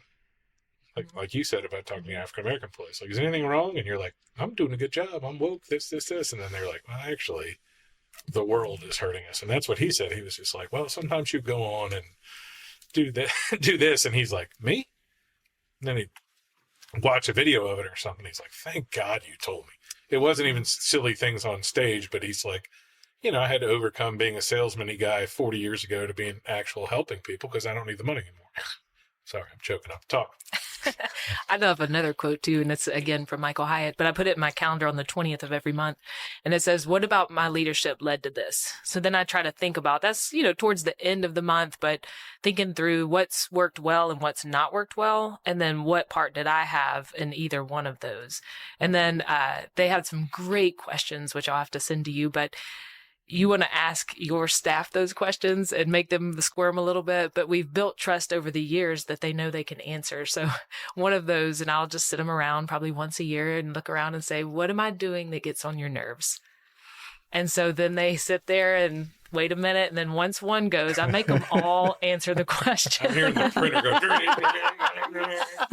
But yeah, it's actually really helpful because then I know what habits or decisions I need to change. And we've had some reform over the years, like just all kinds of different things that I was doing that I didn't realize had this ripple effect. And so as a leader, you need to know, like, you're not perfect to that point. And there's lots of things that could be better. And that's why I think coaching's so valuable, because you guys can see that in your clients and like, well, this is a problem I'm seeing. And then we can fix it. And we work well together now.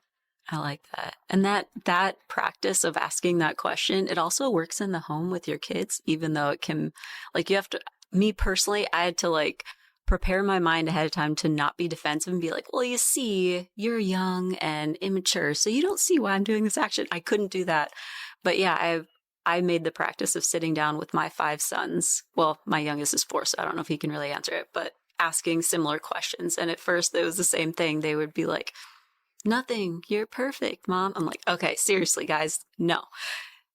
Give me something. And sure enough, there was something that I could change or adjust. And I feel like it opens up that communication. It builds trust, sets you up as a better servant leader. And it also creates just a more connected family culture, which to me can transcend to business, teams, and anywhere you are. Next week's episode of the Good for Business podcast will be a full episode with my wife on how I irritate her. Again, the printers, satellites are talking, going down. You may need to book the whole day. The lights just dimmed a little because she calls it OCing.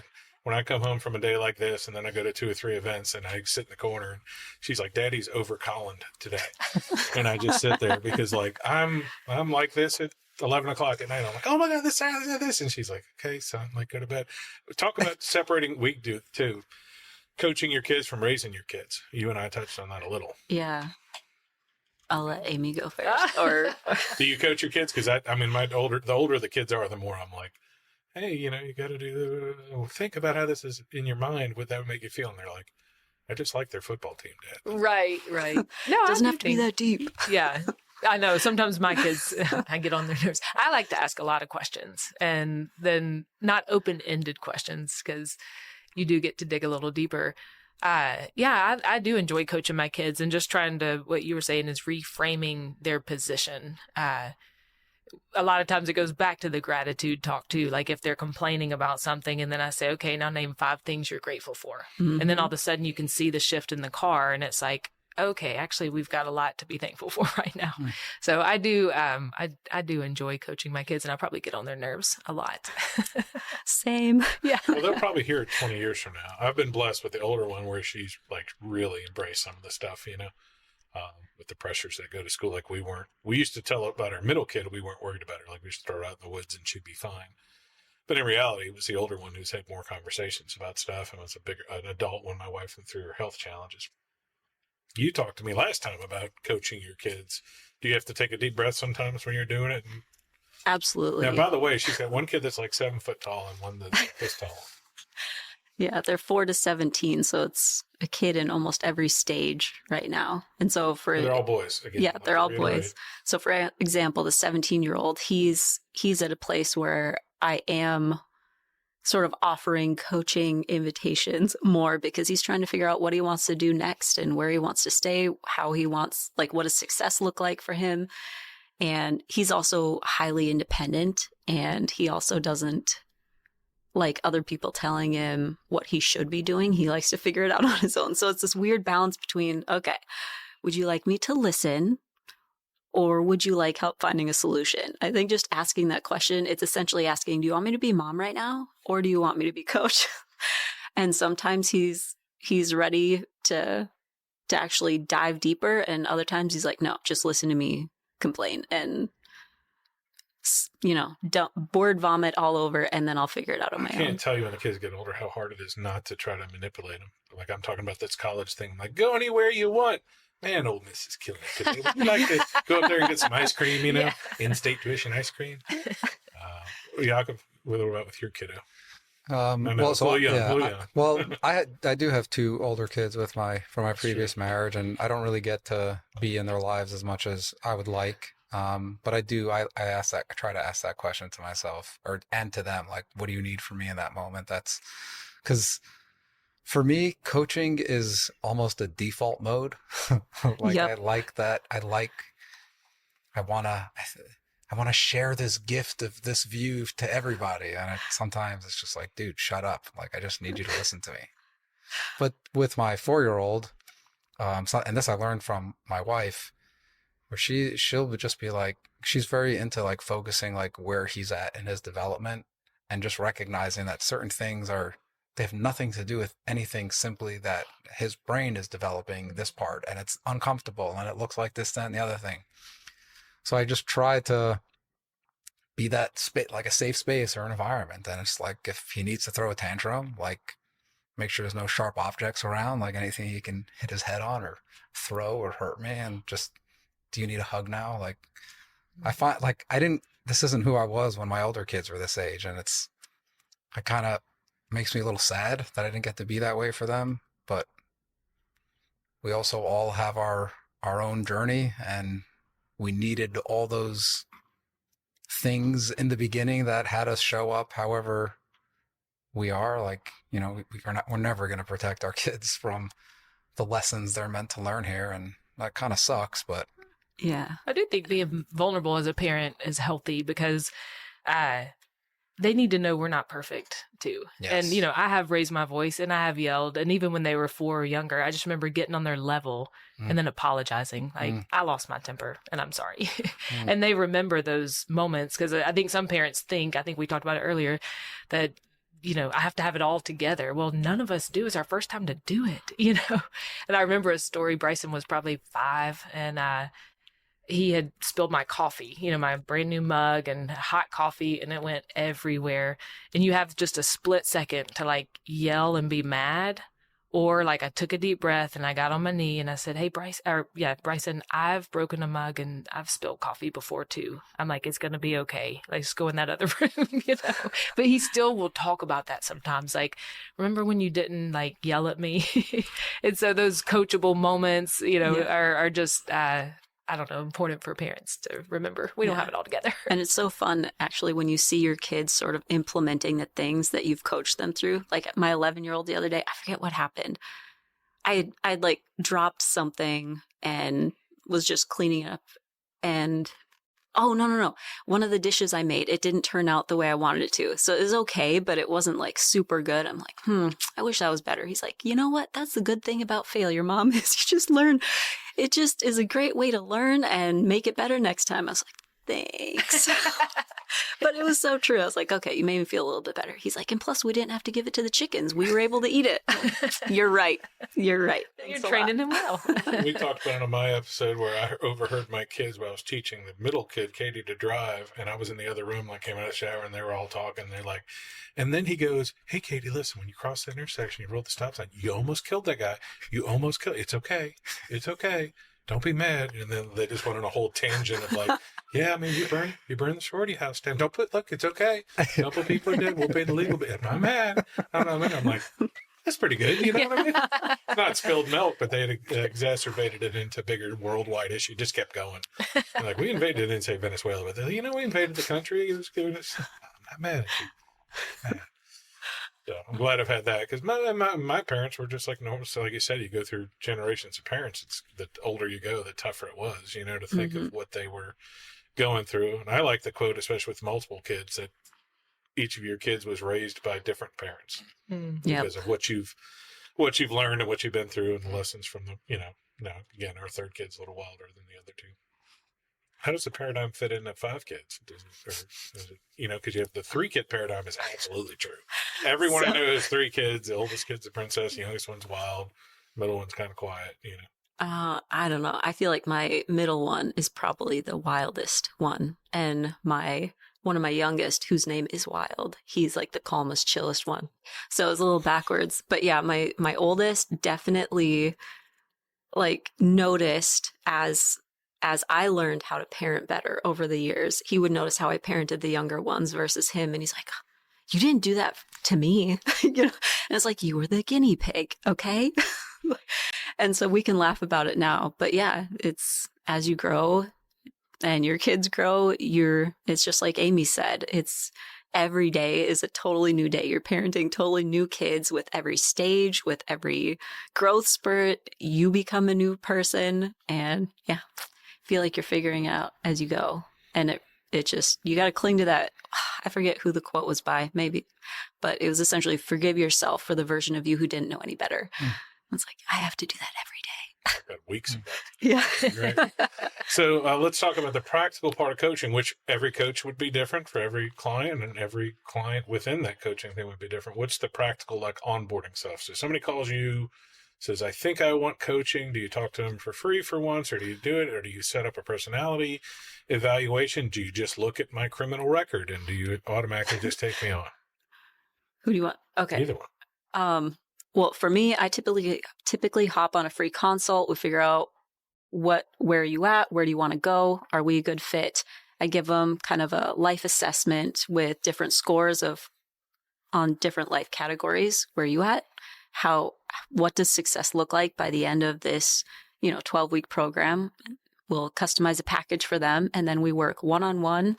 They can pick an hour a week, an hour a month, and yeah, we just work through the high performance methods and the curriculum I have, and we help them get where they want to go. And does that include fitness? It sort of, like, not specifically, unless that is a high marker on their specific goals. Because I mean, in high performance, yes, your health and your fitness is a huge part of how you interact with the world. It's huge part of how you treat others. It's a huge part of how you lead. The better you feel, the better you lead. And so we definitely incorporate that into it without me becoming a personal trainer on the side. Yeah, speaking of which, so do you have a business coach, a life coach, and a fitness coach? Because I know you're huge into fitness. I guess I have my own fitness coach. I used to teach aerobics for 15 years. But I do. It's a very important part of my day. It's a non-negotiable. Absolutely. Is that why they got out of the donut business? Again, there was a gas station. We turned it into a beer cave. Pharmacy and donuts at the same place. And now a beer cave is in there. And now they have beer. We took out the pharmacy and put the beer, so everybody's happy.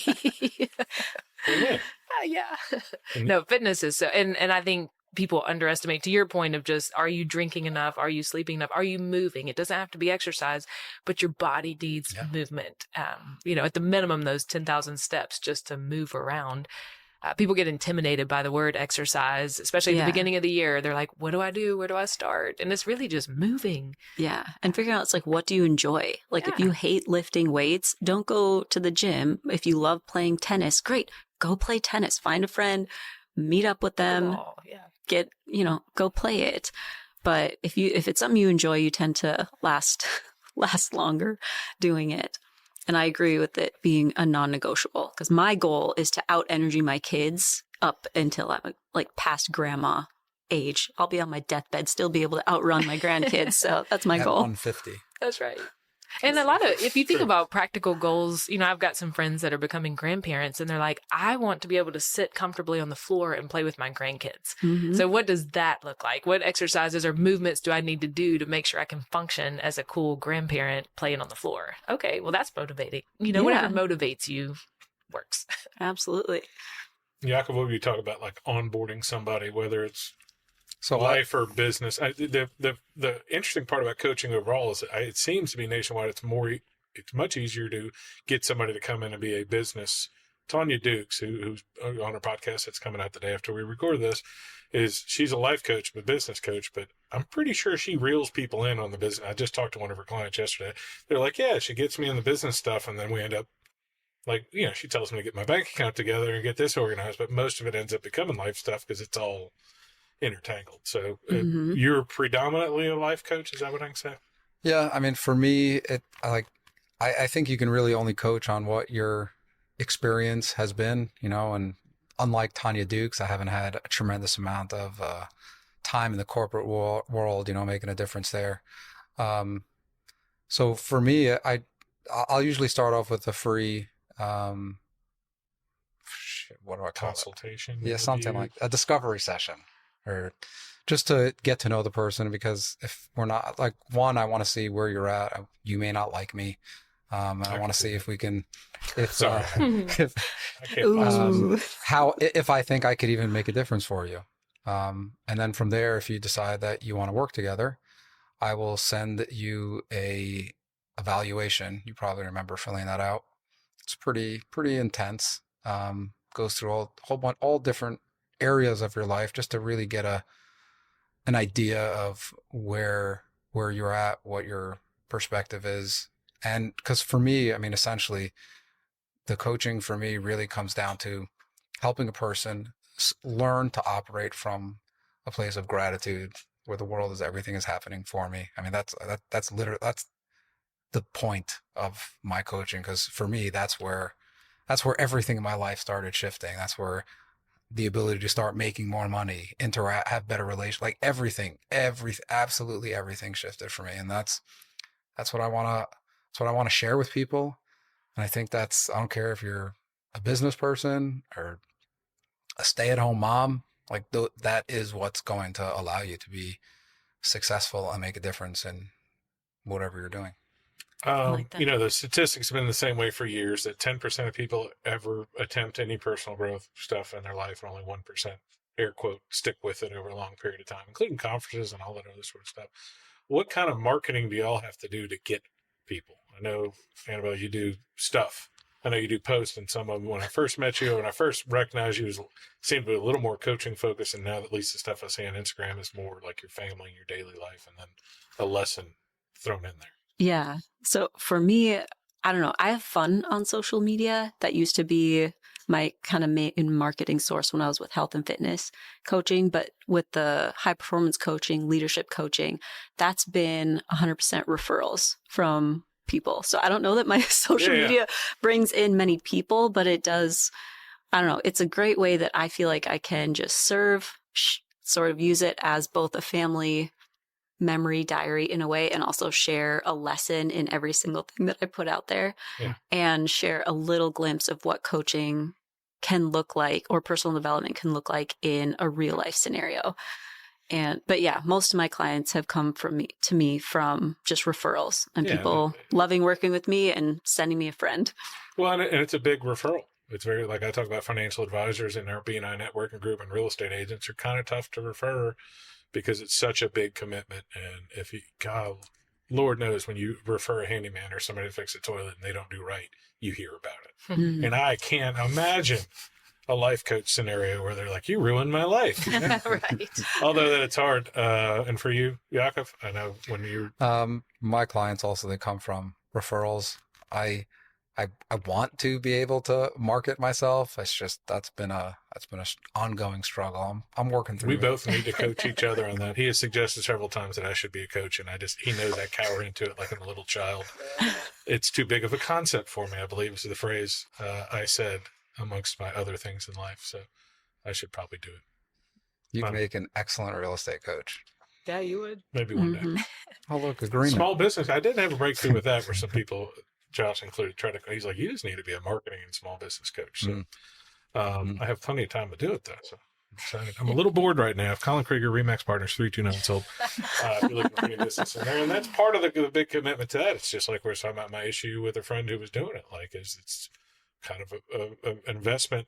It's been one of the best investments of my life, but it's an investment. Mhm. And some people don't think they can do it until they do it. And some people think they can't afford it and they're just missing. But it's a big hit for you on your side and on their side when they don't. Yeah. All right, we're getting sort of close to the end. So I'm going to start with Amy. If you want to give them your minute elevator pitch. Not that you're selling anything, but I think people may want to come work for you now Well, that would be or to great. be around you. Are you in any civic groups or Rotary Kiwanis Exchange? Rotary, Okay. yeah. Mhm. So like, if they want to come see you at work or come find you, or just come work out with you and hang out. Yeah, I'm mostly at Allegro Plaza on the corner of 45 and Blue Cut. I guess I want to wrap up by just saying, don't do life alone. Like, you need to be around community and friends and like-minded people, to your point of the 5 closest people around you, and that everyone struggles in some capacity with a mental health type of issue, anxiety, depression, whatever it might be. And you don't have to feel on an island. Just don't do it alone. Whether that's coming to get some clinical help with a therapist or medical help, or really with a coach, come sign up with one of these 2 amazing coaches and they'll help make your life better. Yaakov, when you're not in a fire truck, how do we find you? He's very easy to find, by the way.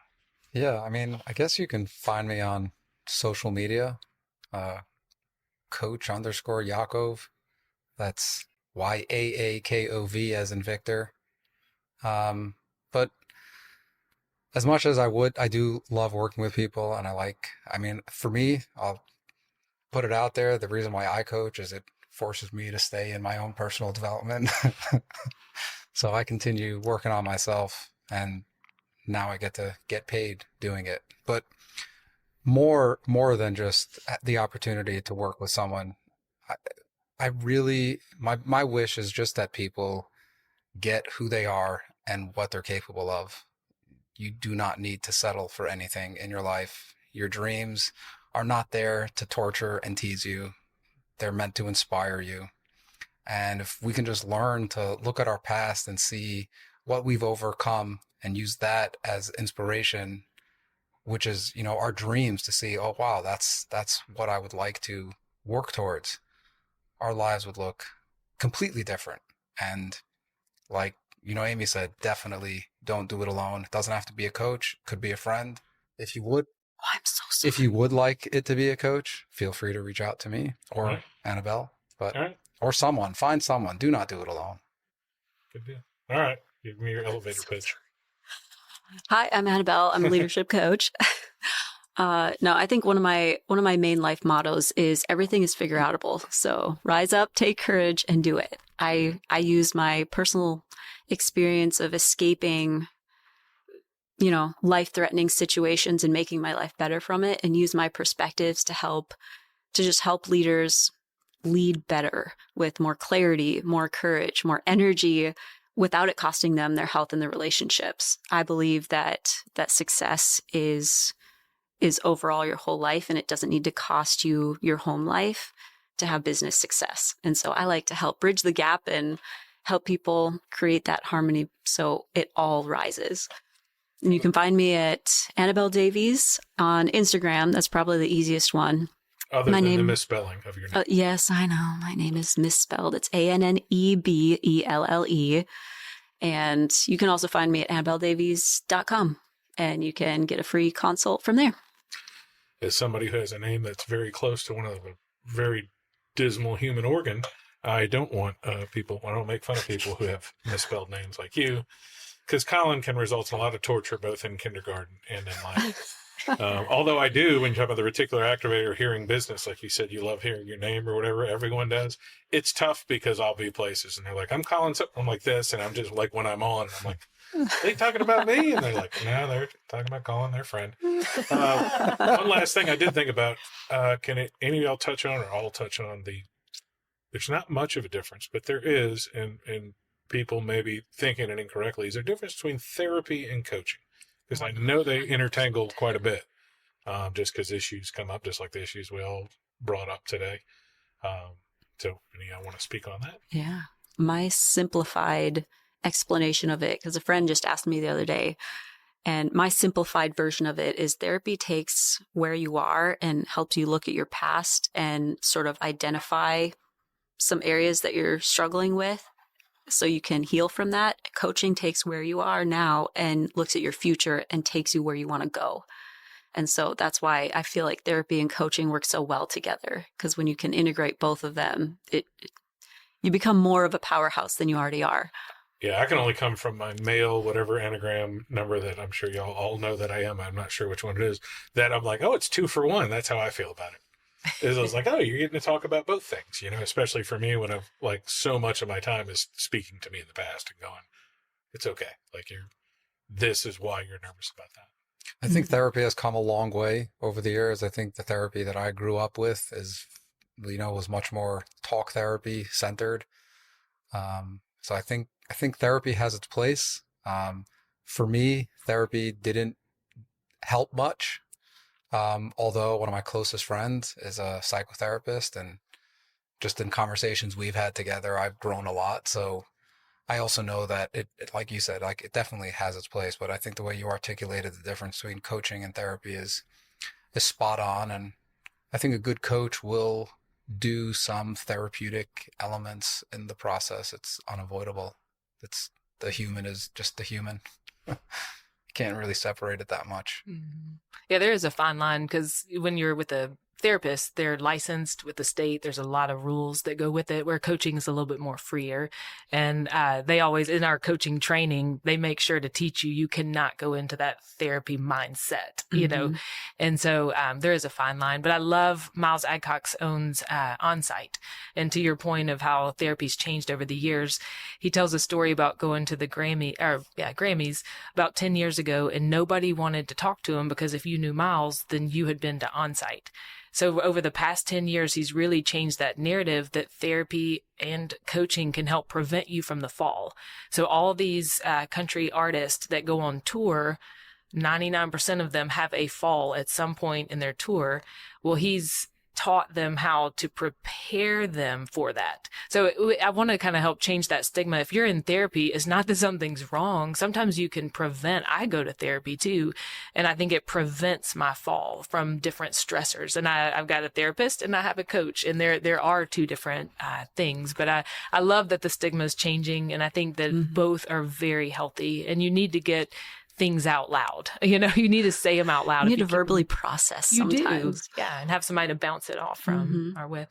Yeah, talking out loud is one of the most important things that all of society needs right now, where people are talking to fake people online and not getting through and not understanding. And as my credo has been with a lot of my marketing, I should say now, some marketing clients, people for some reason that I'm coaching in marketing but not officially coaching, is that you have to do this in real life. Like right now, there's going to be separation over the next couple of years, in my opinion, of AI.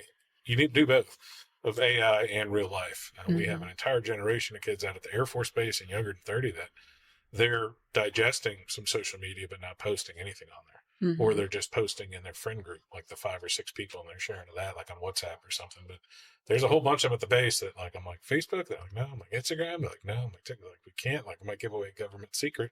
Then they tell their wife the same thing or their husband the same thing, and they just stay quiet, and they're pretty happy, And I said, the only thing I push for is I want more interaction with like local news and stuff. I'm putting good news out just so people know things.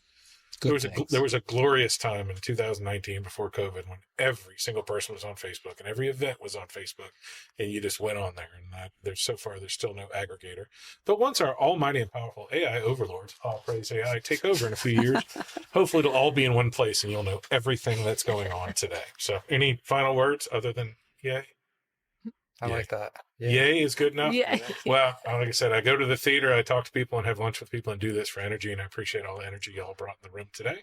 and maybe we'll do it, or we should do it again, or we can just go have lunch. So if y'all need to track down any people, we'll put it in the podcast notes down here. I'll have somebody important do that. Otherwise, thanks for joining me.